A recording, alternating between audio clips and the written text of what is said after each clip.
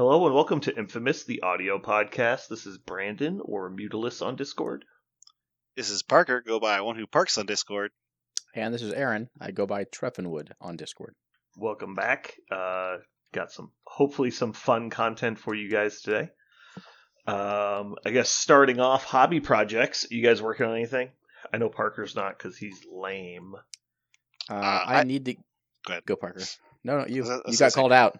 I have 3 people creating things for me right now. I'll have you think. That doesn't count. I am trading my. You said hobby projects going on. And Dollars. I am literally my managing project more is making than money. all the people in this podcast combined. I am managing more hobby projects. I don't know. So about dollar bills, y'all. Just that. making it rain out there. Any listeners who want in on this? I'm willing. I got more models. Just tell me you'll paint my models, and I will give you money for that because I'm excited for more models. But yeah, Aaron, I have no hobby projects at the moment, but I do need to finish magnetizing my bubble teams. So as soon as I get my life unfucked with my daughter's graduation and stuff, I'll make a point to come up on Thursday and do it with you. nice. If So that as soon works. as you're not Landscaper Anonymous. Fucking hell, we don't need to go through all the shit in my life, but Yeah. I had an entire bottle of wine with dinner tonight. Ooh. And that is not like me. Like some people are like, yeah, hand. Yeah, I haven't done that in a long, long time. But I was supposed to go to the store, and I had to pick up pictures for the graduation party we're hosting for the town, and the pictures were $200, where the fuck they are. And I had to go buy a bunch of food, and I'm like, I put half it in the cart, and I'm like, I can't do it. I just can't. I'm not spending $400 on fucking candy and chips. So I put it all back, and I left. I told my wife, you need to go. You need to go, and then you need to bring me, show me the credit card bill, after our first threesome. That's the only way this party is ever going to make sense in my mind. And then I had a bottle of wine, and now I'm podcasting. So, Nice. Anyway. Well, I do have a hobby project, unlike these weirdos. Mm-hmm. I'm building AOS train for the store. I don't know if we talked about this last week or not. I don't. you tried to pimp us out to it. And really, Oh no, I like to joke that I'm going to make people do stuff, but yeah, I don't actually like people touching my things. So yeah, that's in the process now. I found some really cool stuff to print off for the details, and then I'm cutting all the bases for the train out of MDF and drilling holes for different things, and it's all in process. My studio is basically a wood shop right now, and so I'm gonna have to do a lot of cleaning before the D&D game. Speaking of cleaning and D&D, Parker, do you ever read the Discord channel for the D&D group? I just did finally today. Interesting. Yeah. I wish I had an excuse. I don't. It sucks that my downtime is when I have service is those two if there's a Venn diagram, when I have downtime and when I have cell phone service are no longer overlapping in my life with my new job. I have 0 cell phone service at my work, which actually interferes with my work. It's one of the things they decided to install last year is a new security, a double authentication security service, so that if I want to get onto anything I need to do as a teacher on the computer, I have to use my cell phone to authenticate my identity every time I do it. So only in the morning, at least once a day, sometimes twice if there's a server reset or something. So every single morning, I have to literally wander around my classroom like it's 1998 and I have a Nextel wireless phone and looking for a signal in any space of my room just in order to start my day because I have 0 cell phone service in my room. So, and according to you, it's not an issue with your provider, it's just the service within the building is bad? Or is it it's not like you have Verizon and Verizon just sucks in that 1 square mile? I've heard that I've heard there is one cell phone provider that works really well in our building, but the others don't. I have basically my students. It's 25% of my students have perfect cell phone service. Everybody else, it sucks. So So yeah. That being said, I have no excuse when I get home. I could look but I do rarely. You could look at all the red circles on your apps that are telling you that somebody's trying to talk to you. Yeah, something is weird with my Discord. It doesn't show up that I have a new message when somebody sends me something and I'm at work. I have to turn on Discord for it to give me the red message. So You mean the desktop app? no, Or like my phone. Like it used you to. You have to turn. You mean open the app? Yeah, open the app. I don't know what turn on Discord mean. Okay. Yeah, open the app. You mean open the app? Meaning okay. it doesn't push me notifications unless I have service. Yeah. So if you message me during the day, I have to open the app later to notice, and it says, "Oh yeah, 11:05." I don't know why I'm explaining this to you. I'm not. I haven't been very good at correspondence. What's that? This is a dumb conversation. I'm bad at it this week. I have not. It is. You have been bad at Yeah. it this week. That's fair. You almost let the whole group down. Yeah, I tried. I tried to let him down. I did find it. I did also update my availability, so I'm excited to. I am excited nice. at D&D. I'm actually really excited at D&D after our conversation. I can't remember if D&D since then, but I don't think so. So I'm excited. I do not believe we have. Yeah. I'm very excited as well because now that I've leveled you guys up, I can throw anything I want at you, and it's your fault if you die. It's going to be great. Wait, are you confirming that we're supposed to level up now? No less than 2 character deaths is my expectation. You've been trolling us really hard. Are we actually leveling up now? Or I don't troll people; they troll themselves, and I just say words. You got the thumb up. Although you had 2 Judases on your team, I said as long as 5 people upvote this post before midnight, you guys get to level up. And then 2 people voted down. Yeah, I saw that. And it's like, you sons of bitches. Yeah, it's you. Well, no, technically it was you because you have to put a thing on there. I did. I didn't initially put the downvote. Somebody else did, and then I agreed with them. Yeah, that was that was actually Dave. Yeah, Dave voted down. Son of a bitch. Tyler refused to vote because he doesn't want to have to heal more hit points, and that makes sense somehow. Yeah, it's all good stuff. Okay. Yeah, I'm very excited for D&D as well. I need more RPG fix. I'm slowly but surely running out of things to do in Assassin's Creed Shadows, and I'm loving it, but I'm milking it so hard. I've literally turned over every stone on the map. Like, I literally drove just through a forest the other day just in case something cool was in it. I don't want it to end.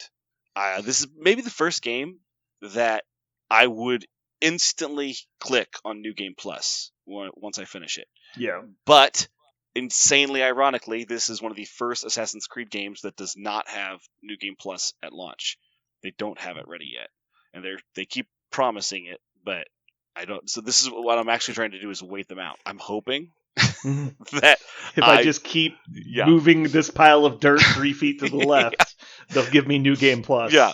You know it's okay to go back and play an old game, right? You don't have to have an update for you to do that. I hate my least favorite part of every game, RPG. The thing that actually prevents me from playing more RPGs, because I love RPGs, is I hate level 1 so much. Like, I really, really, really hate level 1. When it's like you don't have anything unlocked and it's just wandering around through tutorials. Yeah. Yes. I just hate it so much. I hate it so much. So why do you want to use New Game Plus then? Yeah, that's what I love. That's what I love New Game Plus about. I want to play the story in the game just with all the stuff I've got. Okay. I hate it so much.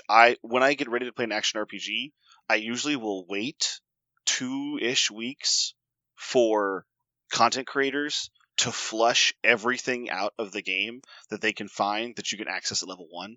Because the content creators, and then you have the treasure map of all the stuff you want to do first. Yes.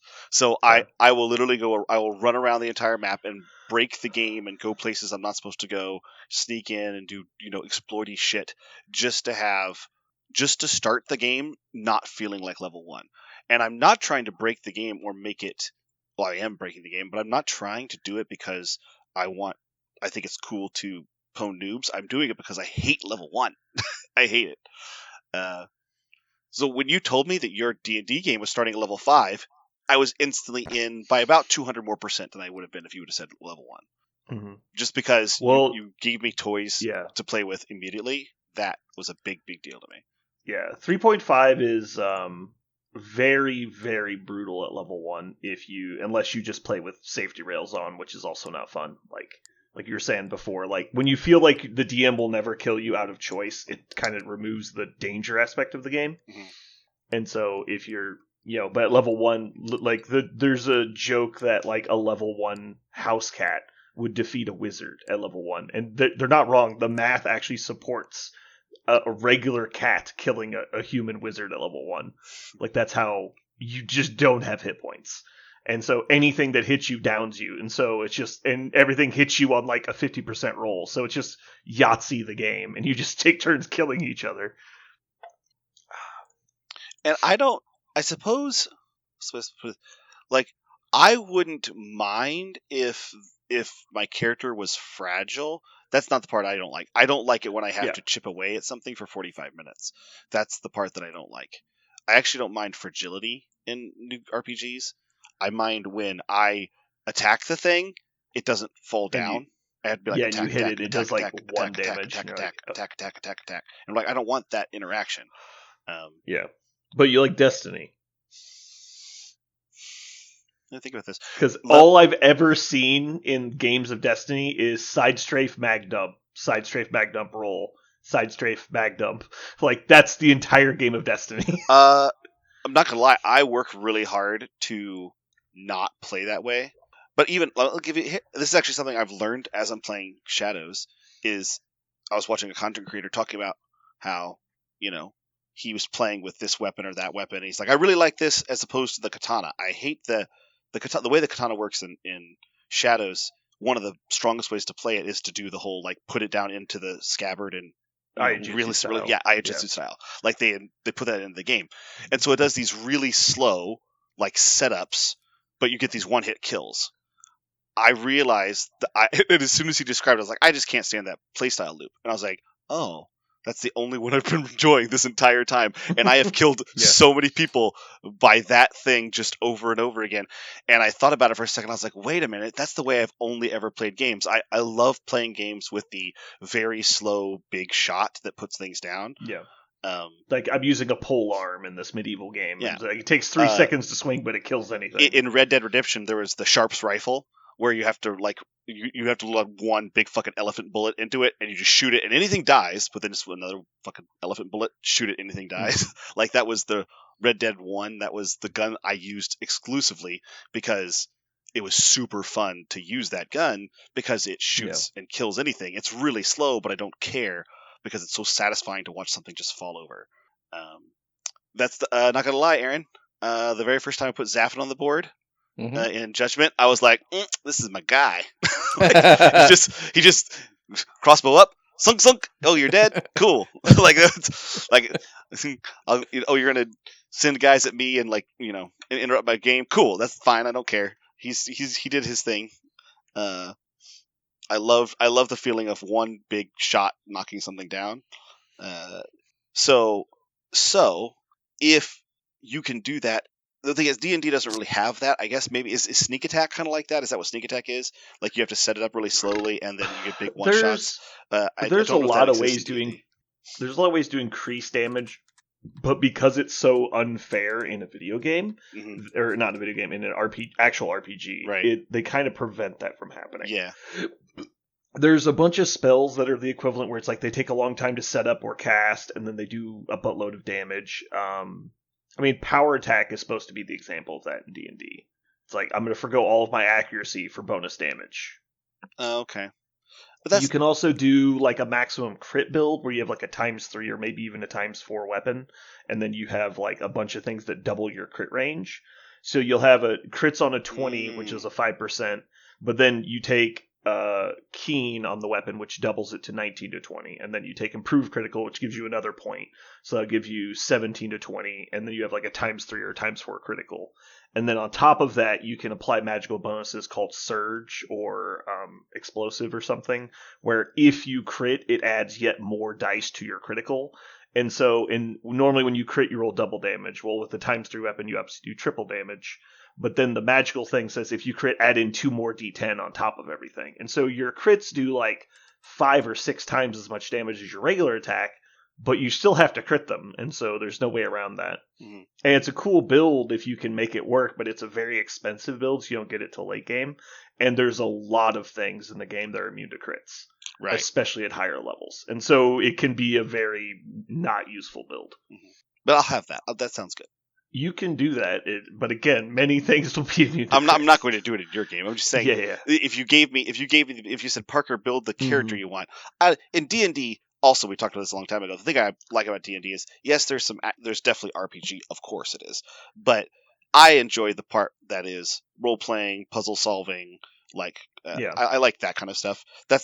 I'm playing a video game for a different kind of fix. But in Mass Effect, I played exclusively like a setup sniper, like just using the biggest sniper rifle in the game. Yeah.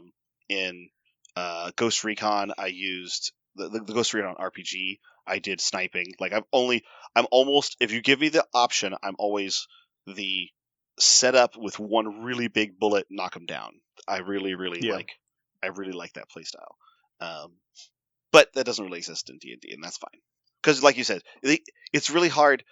It makes sense that they could do it right. Like you have some sort of weapon that takes rounds to recharge. Like that makes sense, but they just didn't do it. So It's like the light crossbow is a move action to reload. The heavy crossbow is a full round action to reload. So you're giving up an attack to reload it, much like Zaffin. okay, It's 2 action points to reload it instead of 1. sure. It's exactly the same concept. And the difference is you go from a D8, or it's either D6 or D8 damage to a D10. So, like, it's a noticeable increase, but in the grand scale of things, Yeah. it's not really. Like, Yeah. you're talking about 2 damage. Like, it doesn't matter. Right. I would love to. That seems like an oversight. Like, why wouldn't they make it much bigger chunk? Is it because there's some way to manipulate it, and they're nervous about multiplication? No, they don't. They want extra damage to come from class abilities. They don't want it to come from equipment. Because if you think of it that way, like, let's say there was a weapon that threatens you with a single attack. So it's doing 50 plus damage in a single hit. Well, how would you ever survive an encounter where like 4 people shoot the same guy? Like, he's just infinitely dead. And so, like, in an RPG, it doesn't work that way because everyone would die constantly. I see. And so, like, you would just give goblins these weapons and they would kill people. And so, like, they can't allow that kind of thing to happen. I see. So, I guess that's interesting. I know there is a spell sniper, but they just turn things into, like, beams. There's there... If you want, like, the one hit, one kill kind of stuff, there's a bunch of spells that are basically save or die. And so there's, like, power word kill. It's like, make a will save or you're dead. And there's no effect other than you die. Oh, that's cool. And so there's a lot of stuff like that, but, like, again, you're killing one person, and then usually their heroes will be good at saving, but monsters, generic monsters won't be. Good monsters will be. Yeah. I'm not saying I need it. I'm just saying it's kind of interesting that they didn't do it, because it's such a staple of most RPGs.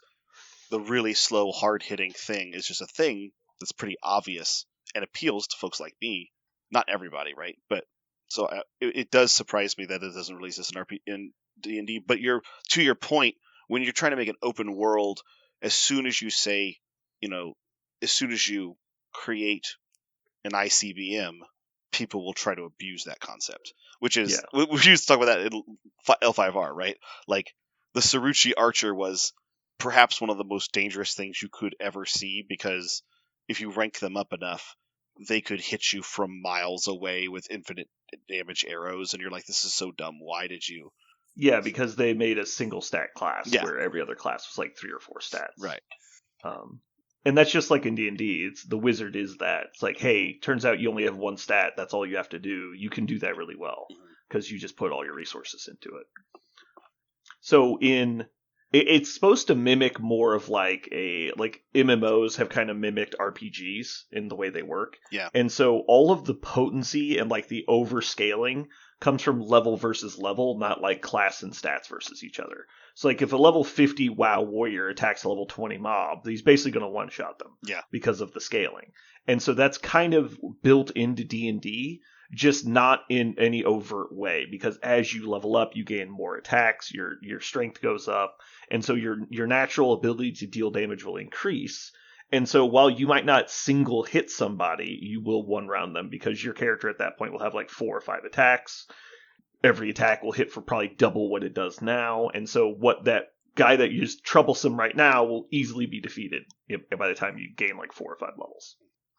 And so it just does it through, it doesn't scale damage the same way. It does it through like multiple attacks. And so the difference is your guy hitting with your cool sword. Well, your sword will be twice as powerful by the time you get to level 20, and you'll hit them 4 or 5 times instead of once. And so it scales instead of just going, this gun does 38 instead of 5. They do it in a roundabout way. Aaron, you played a lot of ARPGs. Do you like 1,000 cuts characters, or do you like big whammy characters? What are your favorite kinds? He likes Neither. whirlwind characters. Neither? So I'm the weird guy that normally focuses on defense. Oh, I okay. want my character to not fucking die. Oh, So- that surprises me not at all. I didn't say it was a shock, but Yeah. I don't care if I don't care about the offense. Just make me invincible somehow, and then I'll do the 1,000 cuts or one being smashed. Doesn't matter. I've played a lot of different games, and I don't know why. I don't really care what I max out, but I want to have a lopsided character. Like, I want to do one thing really, really well and kind of fuck everything else.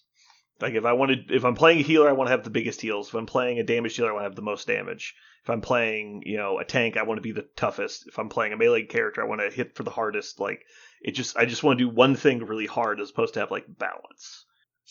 My favorite archetype is the combat healer, if I have to pick one. I remember back when I played Rift, which was an MMO, I played a Chloromancer, which used earth Nature magic, Yeah. right, to do damage, and then you healed your allies based on the damage you did. And the factor scaling was such that you weren't pumping out DPS on par with DPS, right? But you didn't do any damage, or very little, I should say. Just being a pocket healer, I'm gonna sit here and heal. Like, no, I have to be engaged doing stuff. And like in Heroes of the Storm, my favorite hero is Lily, the little panda. Because I get to walk around and do damage, and I go double Dragon's offensive build to slow people and make them dead, as opposed to the super uber heal build. So, Parker, can you confirm you're still recording? Yes. Okay, thank you. So you like, because I would consider that kind of an efficiency build, because you're doing multiple things at the same time and you're getting a better bang for your buck. It really has to do with how my mind is occupied while I'm playing, right? Because I can sit in the back and just heal you, and it's dumb. Or I could just do DPS, where I'm playing an archer and I move and I shoot. Oh, the AoE's under me. I guess I should move over here and then shoot. And I've done all of that. That's fine. But playing a build, or I play a tank, right? I'm just going to sit here and I'm going to tank. And I'm talking like party stuff now, like MMO, as opposed to just solitary. But sure, when you're playing a build that has to do 2 things, much more interesting to me. Yeah, I can see that. As long as one of those things does not die. Never die, Parker. Never die. That's right. There was an interesting power set in City of Heroes that was a radiation emission. You were basically a guy who had like nuclear mutations, and so you would shoot radiation at people, and it would do all kinds of weird shit. Some of it was helpful, some of it was harmful. But one of the unique things they kind of had to their class is you would target an enemy, and you'd put a point blank AoE centered on them as a toggle power. And it was the only time you could put toggles on enemies.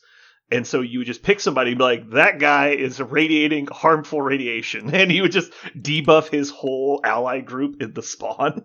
And then you would just put 2 of these AoEs out. It would debuff everyone around them, which would aggro them on you because they would know that you were doing it. And they'd come running after you and drag these clouds of debuffs through everyone they ran past. So you'd aggro like the entire fucking room.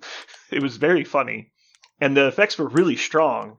But it was just a hard character to play because other than the best debuffs in the game and some of the best buffing in the game, you didn't really do anything. You just had a lot of these like toggle powers that would give bonuses and negatives. And if your party didn't know how to properly utilize it, you would just get murdered because you were drawing aggro from the entire spawn every time you went into a room. Because, you basically, the Toxic Avenger walks to the room and starts throwing acid on them and they get mad. And so it was a really hard class to play because most people didn't know how to play the game very well. But it was really interesting. I always wanted to play one. On a separate topic, my son and I have started playing. We go off and on with how hard we hit our board game collection. We're currently hitting it pretty hard. Like he wakes up, we play board games until he goes to work. He comes home, which is potentially after I've gone to bed. Repeat. And if he ever doesn't work one day, then we're probably playing board games the entire day, which is great. It's awesome. I think I have 160 or so different board games. And so we're just staring at the collection the other day and we're thinking, what do you want to play? And I'm like, how about Xenoshift? He was like, I was thinking that. And I'm like, well, then done. We're just going to grab it. Xenoshift is a deck building game a la Dominion, but it is made by, I don't know how to pronounce them, CMON? Simon, come on. Simon. Cool Mini or not. Yes. Simon. They make some decent games. They also make some. So they were and potentially still are very big in the Kickstarter arena, right? They make bigs. They kickstart like Zombicide, stuff like that. They did some Marvel stuff. Anyway, so I ended up getting their first game. I kickstarted it back when I was doing Kickstarters. And now having played it for the past week, it's actually a really, really good game because it's a deck builder, lane defense against the Zerg, for lack of a better word, with incredibly beautiful artwork. So apparently I've been doing that, and I'm looking at, well, we'd have a lot of fun. So what if I was to get some of the expansions? One 25 card expansion is stand by. Let me guess. 25 card expansion, $40. So if you bought it in the Kickstarter, it was a $25 add-on. Sure. Are you saying because you're getting it third party now, where it's like so now it's all just eBay stuff. Okay. This $25 add-on is now $249. Go. I'm like, I don't need that expansion. And then I'm looking at my collection. I'm like, fuck, this thing I bought for like probably $80 with all the, the different expansions I got for it when I bought it is probably worth like $500 now. Like, there are probably 15 to 20 of my games that are in the hundreds of dollars. And I'm not talking like Gloomhaven that started out in the hundreds. I'm talking just based on rarity. I really dislike CMON for that shit that they do. There's no reason they couldn't just do print runs at this point and have their stuff be available. I am not going to sing their praises. This was just happened to be a game that I ordered and we bought a long time ago, and it is better than what I think because I have the same kind of opinion. I don't want to call it a trash company, right? But they make games to make the game and sell it, not to support it long term. Maybe anyway. But this was replaying the games gave me a heightened opinion of the game than I had before. Let me put it that way. They were really good. I like them a lot, and we're still playing them. So that sounds cool. Yeah, I don't know that I would call it like a predatory business tactic because it's not the same as like gacha games with like microtransactions. But I would say it's probably a toxic business practice of the whole like abusing Kickstarter thing that they do. But I think a lot of the games they make are good. I just wish they would. If I wanted to go buy this game now, I can't. Like they did one run of it, that's done.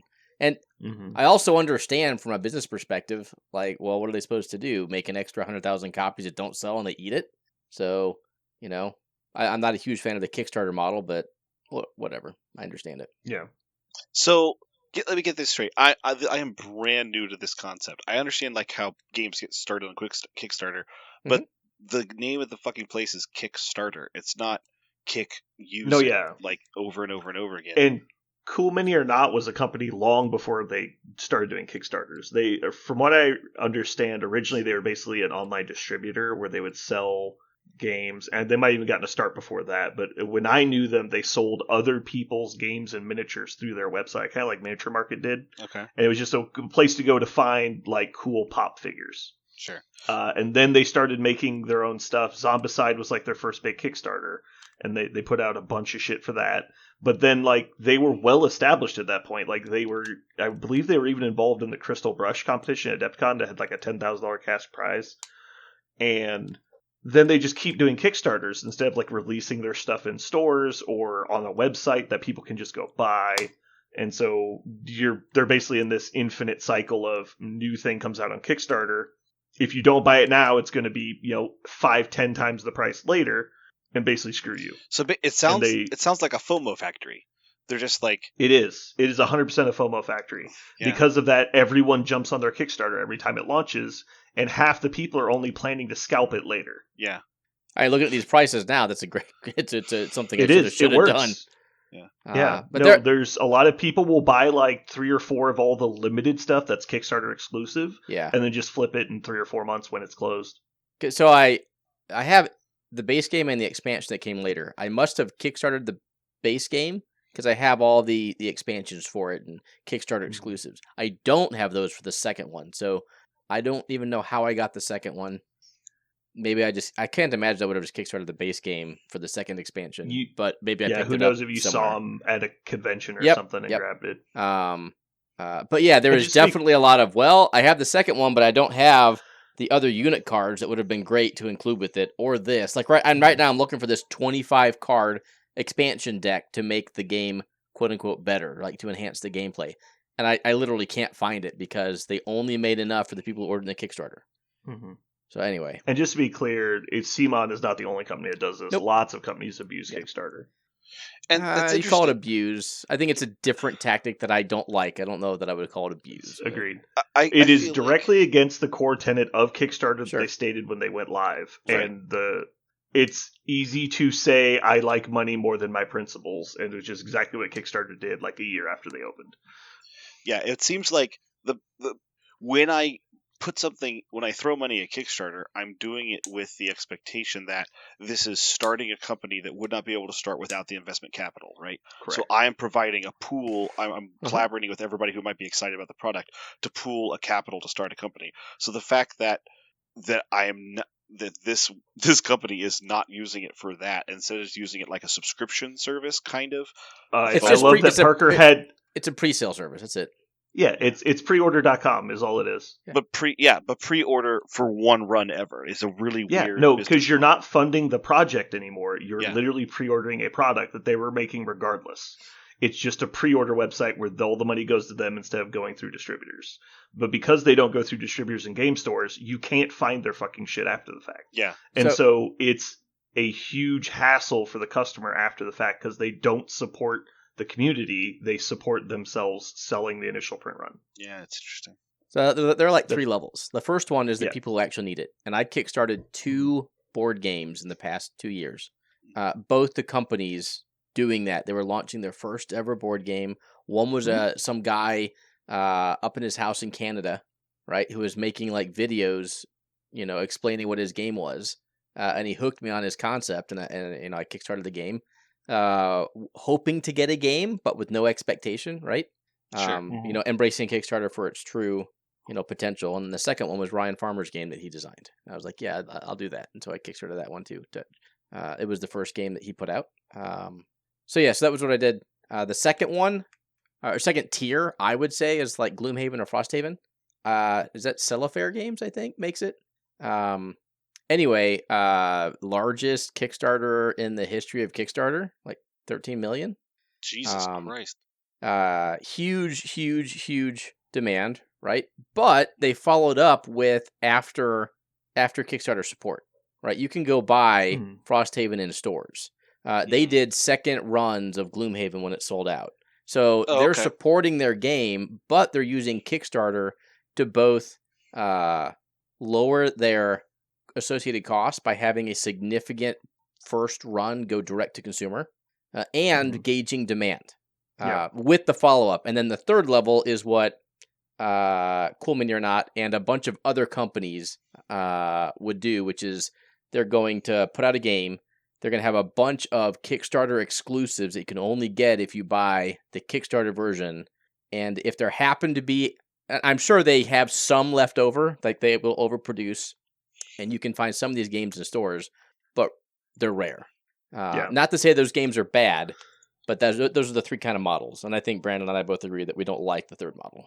Yeah, I would say there's the 3 categories I would make is the people that need to be on Kickstarter and definitely should be on Kickstarter, like the first 2 things you talked about. Like first kind of board game stuff, small indie company that could not make it without doing the crowdfunding. The second group is, in my opinion, the CMON type guys, where they're just using it as a pre-order machine because they want to make the maximum amount of money possible without having to do any of the work.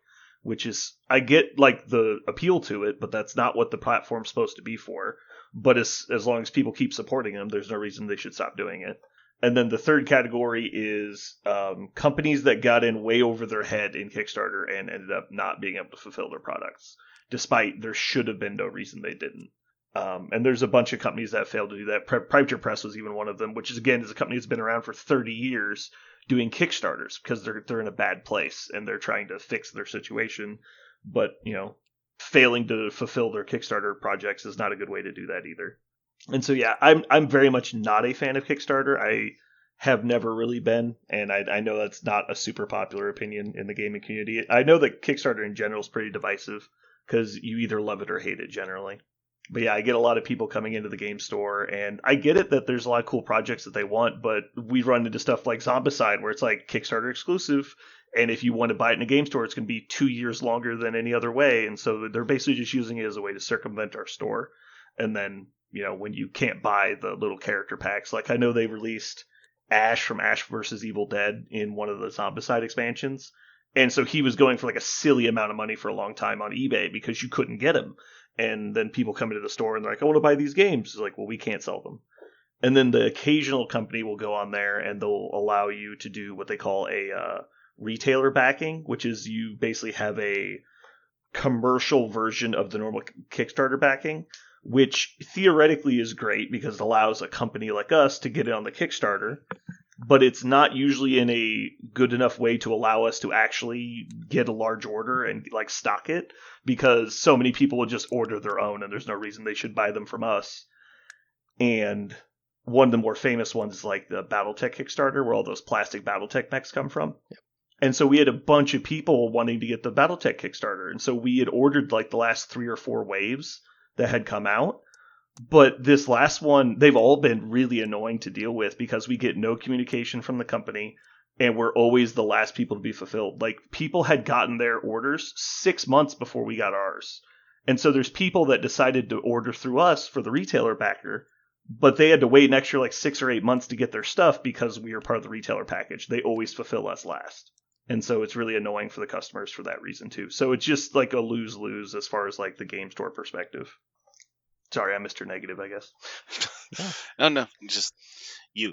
I very much dislike Kickstarter, but I don't hate it on its face. I just dislike the parts about it that make my life shitty. I mean, what's the best? I am not excusing it. This is not an excuse, yeah. But I can see the rationale, kind of like we mentioned it very briefly, which is like somebody made a transactional system for vendors to use on the internet. Oh, look, vendors took advantage of it for their own financial gain through a loophole. Big surprise, right? Well, of course, they're everybody's looking for the buck, right? So no, yeah, and I get it. Like, as long as the company's going to allow you to do it, you should take advantage of it. But it wasn't that like Kickstarter it's a loophole that they haven't been able to close. It's like they leaned into it. Yeah. They're encouraging this behavior because they get their like 10 or 15% off the top. So why would they stop the companies from doing it? Precisely. Yeah. They want it is there is one thing about the Kickstarter that does bug me, which is it is the gambling version of minis like transactions, because I have seen so many people who are Dave. We love Dave. But Dave is exactly the wrong person to know. Dave gave you the thumbs down. You better put that in perspective. Yeah, he just.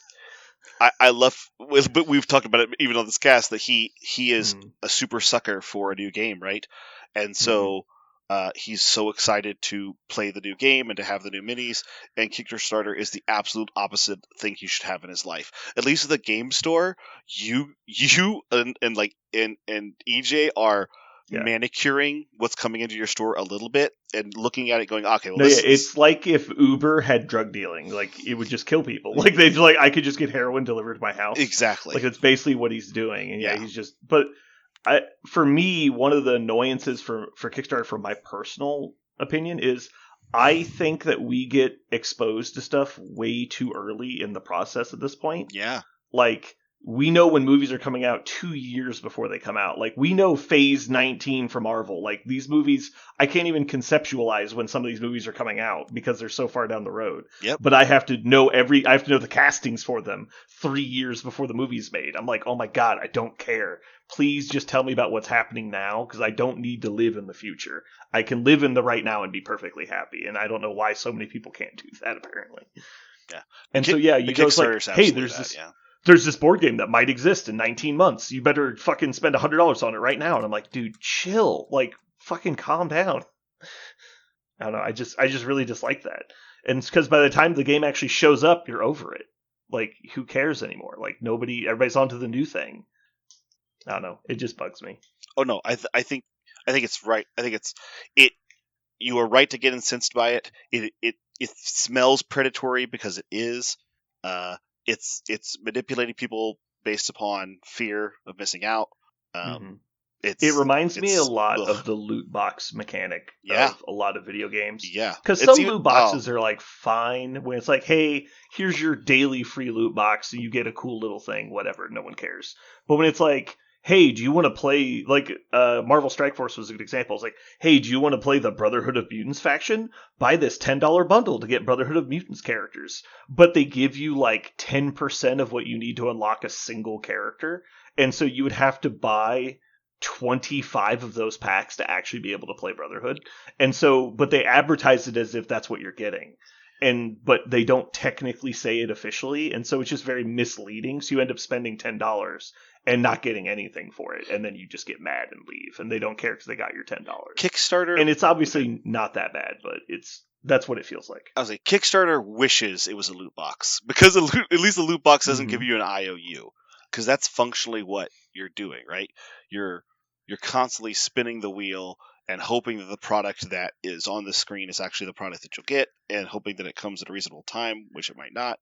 It's like I said, I think it's more akin to gambling even than a loot box, because the loot box is a thing, and yes, based on luck and it's rigged against you, but I feel like it's more like gambling. But Aaron, you would know this better than me. I would assume at this point most of the Kickstarter stuff, like all the major releases fund, right? Like, it's really just the mom and pop type shops that fail, and then the companies that are just fucking morons sometimes.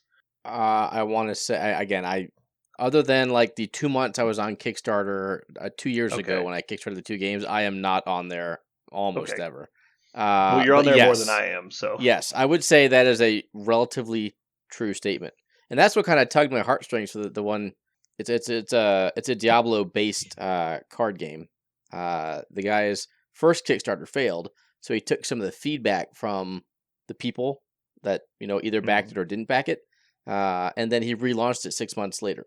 And I was just like, okay, you're passionate about this project. I want to help you do it. So, yeah, it's more the mom and pop stuff that would quote unquote fail if you want. The big companies will typically set their so it's really big in the Kickstarter world to be like funded in X many minutes. So they'll set their initial funding so fucking low. And I know there are companies that will do that, and then if they don't hit their like actual funding minimum, they'll cancel the Kickstarter, which is complete and utter bullshit, right? But yeah, whatever. Yeah, it's like, hey, we're making this board game and it costs $500, funds for $3,000, and you're like, what the fuck? Like, there's no way. You only need to make 6 to make the project work. Like, there's no fucking way. Yep. Okay, now I'm looking on eBay for my game collection. Apparently, I have a $200 game, Star Wars Epic Duels. Someone hit me up. All right, so Aaron, when are you gonna start playing 7 Days to Die? Probably never. Damn it, Parker, you want to play 7 Days to Die? Why do I have to play it too? Because it's fun, and I'm playing it, and we can play together. Oh, you can play together? Yeah. Oh right, wait, no, this is the sales pitch. No, hold on. I know what this is. No. No, calm down. Calm down. No. Just relax. I know what it is. You don't. Sir Eric is dead. I'm not a fan. Imagine Left 4 Dead meets Minecraft. No. That's right. Nope. Best 2 games ever. No. I have tried these games before. It is exactly the opposite of what I like, because it often asks you to start at level 0, and that's like the point is being okay at level 0. Ugh, no. Yeah, no, so like obviously there's the first like couple days getting over. But I would say this game isn't really hard to start at. The biggest like hurdle you'll find is getting sustainable food and water. That's like the biggest part. And that's not hard if you've got multiple people working on it. And so like I have infinite food and water basically at this point. Like once you get any cuz you basically need to build a water collection system and then have like a fire pit that you can boil the water in, you have infinite water. And then you just need to get some form of sustainable food, and you're fine. Yeah. Everything you talked about does not everything you No, described I know. sounds like That's the what I'm saying. worst. That's like, hold on, that's like an hour of time. The rest of the game is God. like completely different. And so like you get to build like custom armors, and you can put modifications on the armor. There's skill trees where you can get good at different things. There's missions you can go do. There's like treasure maps you can find. There's all kinds of cool stuff. You can build, like I just built a motorcycle in the game today, so I can ride a motorcycle around. And so there's all kinds of cool stuff you can do. You even build a helicopter. You build pipe bombs, and you can like custom build like actual buildings, like all the way down to like railings and stuff. And so like you can do all kinds of cool things. Like Minecraft, it's mostly just like play, do bigger things, right? It's just gonna play, get bigger things. Play, do bigger No. things. So Minecraft is open world, no objectives technically. Yeah. Like theoretically there are, like you like beating the game in air quotes is defeating the Ender Dragon. Mhm. But like there's no motivation for you to do that unless you want to. Yeah. There's like some cool loot for it, but you don't need to. No, this game has actual like a little bit of story, but mostly it has like objectives to do. Like when you first load in, there's like I want to say it's like 50 or 100 objectives that you can just check box, and like these are your goals, and then you accomplish these by playing the game. Yeah, I don't think I could have any interest. Fuck you. I cannot see myself ever appreciating it. Yeah. There was a game like that once. There's only one game like that I ever thought looked interesting, and it was 100%. You know, I've talked about this before. It was skinned with something I thought was cool. It was a Viking themed game, so it's just like it was exactly the same. Valheim. Okay, yeah, exactly the same formula, just Vikings. And I was like, you know what? I could probably try that, just because I like Vikings. Like I like that time period in history. I tried Valheim as well. I could not get into it. Okay. It was too hard for me to see what I was supposed to do next. And so I just lost interest in like trying to do anything. Then I definitely would have hated it. So I'm glad I didn't try it. But yeah, like once you log in, you're just like, okay, I figured out how to make an axe. Now I'm figuring out how to make like a bow, and then it's like, now what? And it's like I just stand here. But in the coolest part for me in 7 Days to Die is like looting stuff, like going into like abandoned towns and like fighting through the buildings to get like cool stuff that you need to build cool things. And so it's like, hey, I need iron for this motorcycle I'm building. And so you need to go in. It's like, well, where can I find iron? So you're looking around town. You're like, oh, hey, here's an old mechanic shop. And you like go in there and you salvage a bunch of stuff and get out. Go ahead. The reason it's called 7 Days to Die is every 7th day there's a horde. Mm-hmm. And so basically you're trying to progress as much as you can before the next horde comes. And then you have to defend yourself. And there's like an onslaught of wherever they just come find you wherever you are. And so you can't just hide. It's not possible because there's like a life sense mechanic for the zombies. On day 7, they know where you are and they will do anything to get to you. And they will eventually break through any material you put between you. So you have to kill all the zombies. And so it's finding the most efficient and safest way to kill them. And so you'll build like traps and stuff, or like have like murder holes where you can shoot machine guns through portholes and stuff before they get to you. And so that's like one aspect of the game. That's what basically puts you on a clock. And then the rest of the game is do whatever you want. Yeah, I'm not saying it has zero interest for me, but I can't imagine. I know the clock got you going. You're like, yeah. Oh, clock. Well, the part is like, you know, trying to think of a more efficient way to slaughter every zombie that comes at you. Yeah. Like that. That kind of efficiency is fun to me. But I have never been a fan of builder games or sandbox games where you're just like play and build and play. You know, Sims, army builders, like fortress builders, like even things like Civilization are like push me to the limit. I've never been a fan of just build because building is fun. But I was also never that child. Like I never sat down and built things. I played things. Like it's all about imagination. I never saw the percentage in building things. something I was going to say. Or something you said. I lost it. It's gone. Something I said Yeah, about the game or something else? Yeah, no, it was something in your poor pitch, but couldn't think of it. Mm-hmm. No, I can't see myself playing that video game. Sorry. So the base I've set up right now is I took over an old police station because I had like concrete walls all the way around it because it's got to be secure, and so I just turned that into my base, and it was working pretty well until the previous Horde night came, and there's a bunch of like dire wolves and shit that broke through the walls, and then I was basically running for my life for like the rest of the night. Oh, you could outlive the Horde, like outrace the No, Horde. I was shooting them with a shotgun while running away, and I was like down to like my last 20 rounds when daybreak finally came and they stopped spawning. I was literally hiding on the roof of the police station. They had like broken all my defenses. I'm just, as they're climbing up the wall, I'm shooting them in the face and reloading as quick as I can. Wow. All right, you guys ready for Mojo? Yeah. Alrighty, here we go.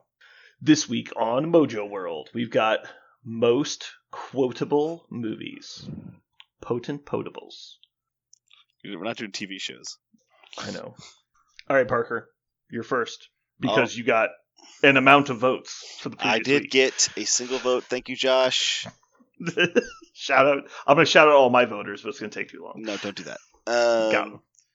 We don't need to mention how many voters you had. We don't need to mention. We don't need to mention that. Okay, I'm going to go with. I want to take one from you because you're going to take this off my list, but I'm not going to. And the reason why I can't is because there's another movie that I quote far more. I quote it so much, people don't realize that I'm quoting it because I know lines that aren't funny. Dumb and Dumber. Dumb and Dumber. I think the best thing about quotable movies is they're almost exclusively, like, in relevance to you, older movies. Mm-hmm. It's always movies you saw at like a formative age is what it tends to be. Yes. And so that's why, because everyone's quotable movies, unless you're very similar ages, is going to be different. Mm-hmm. All right, Aaron, you are up, sir. American Pie. Wow. I would have not said that movie if you gave me probably 1,000 picks. I would not have said that. That's interesting. Yep. You wouldn't have said that, or you wouldn't think I would have said that. I would have. No, I would not have said that. I wouldn't have guessed you would have said it either. Okay. I can't think of a single quote from the movie, so that's why it's so surprising. I think I only saw like one. Wait until you have a daughter who goes to band camp every summer. Yeah, and I cannot get that movie out of my fucking mind. Okay, yeah, I'm with you now. I remember that part now. I was going to say, I think I quote Philadelphia more than that quote. And I can't hear the words "motherfucker" without immediately wanting to respond. Yes. Yes, I am. Yeah. Okay. Anytime I hear motherfucker, I think of Dexter. All right. Surprise. Interesting. All right. I think this is a great category to go third. So I'm gonna try and get my. All right. So number one pick should have been for everybody. Idiocracy. Yeah. I was going to say that's what I was going to steal from you. I was going to try to say it at the same time. You can't steal it. Yeah. All right. Whew. There's so many good ones on the board still. I have to go with this one because it was like iconic for my entire friend group is Step Brothers. But there's a million of these we could put on here. All right, Aaron, you're up again. Monty Python. Which one? Holy Grail. The only one, you dipshit. Holy Grail? There's more than one. Holy Grail? Yes. Is it AIL? It is. Monty Python and the Holy Grail. I actually like Life of Brian more, but they're both good. Okay. Parker, you got your closeout picks. The next one I'm going to do is another one of my absolute favorites, Napoleon Dynamite. I quote it a lot. My primary response to my students is flippin' sweet. Flippin' sweet. And my third one is actually probably... Oh, this is going to be really hard. Yeah, I know. I don't know what I'm going to do for my last pick. Neither of you guys have named anything on my list yet. I'm going to go with... so many good ones. Yeah, there's so many good ones. We could do this by... Oh, we should have done this by decade. I'm going to go Princess Bride. Except for Aaron, we're actually fine. Oh, okay, that was on my list. Princess Bride. Although I also like to use a lot of the ones that people don't say. Like whenever somebody's recovering from something, or they tell me I'm doing better today. I go, oh, that's wonderful. Which is the very small line by Andre the Giant when they're on the wall. You're moving your head. It's wonderful. I just love. There's so many lines in that movie. They're drop dead gorgeous. All right, Aaron, did he take one of yours? I was considering Princess Bride, but I'm glad he took it because that's gonna let me go with my non-meta Shrek. Shrek is solid. There was a lot of people quoting Shrek for a while. Oh man, I did not expect to have 5 of my list still intact when we got to the end. Yeah, I have 4. Oof. I'm gonna go with The Big Lebowski. Okay, that was one of mine. Yeah, because I'm trying to diversify, and I didn't want to. There's a bunch of Will Ferrell movies you could put on this list, but I think I'll stick with just Step Brothers. Even though, like, okay, so let's just move straight into honorable mentions. Go for it. Ron Burgundy's one, right? Talladega Nights and Anchorman, obviously. You could have just done the trifecta of Will Ferrell. Then the 80s picks are Ghostbusters, Caddyshack, and Back to the Future. Oh, why did I think of Caddyshack?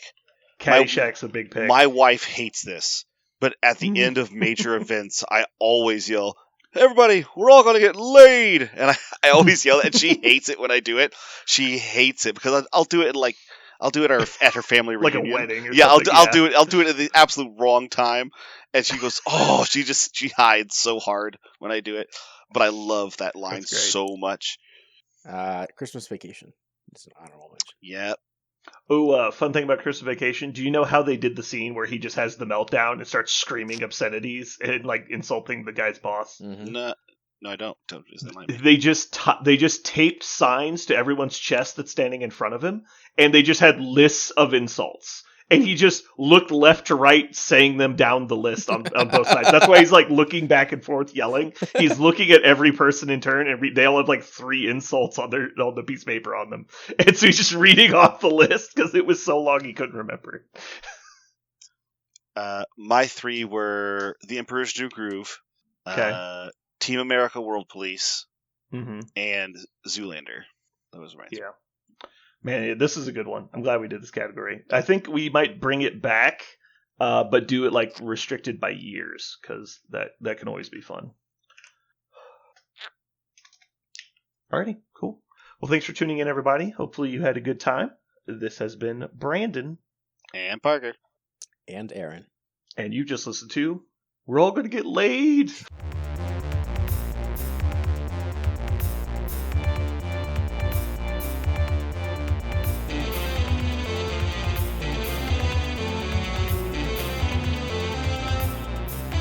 So what are we going to call this thing? I got it. Okay. Incredible, new, fantastic, astonishing, mighty, original, uncanny, sensational podcast. I'm just going to put down infamous.